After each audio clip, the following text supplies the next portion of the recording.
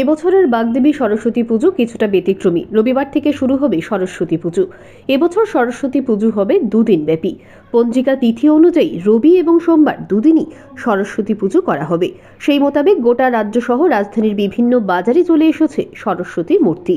ছোট বড় ও মাঝারি আকারের সরস্বতী মূর্তির পসরা সাজিয়ে বসেছেন দোকানিরা।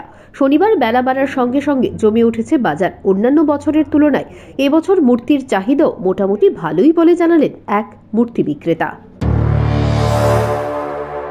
আছে মোটামুটি। কিরকম দাম? দাম বড়গুলো ৩,০০০ টাকা, ছোটগুলা ২,৫০০ ২,০০০। চাহিদা কিরকম? কাস্টমারের চাহিদা তো দাম বেশি।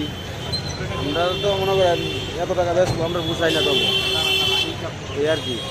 গ্যাসের বাজার তুলনায় এবার বাজারটা কিরকম বোঝা যায়? গ্যাসের বাজার তুলনায় আবার একটু ভালোই, দামটা একটু বেশি। দাম তো জিনিসপত্রের দাম বেশি, আমরাও দাম বেতন লাগে বেশি, বুঝছেন না?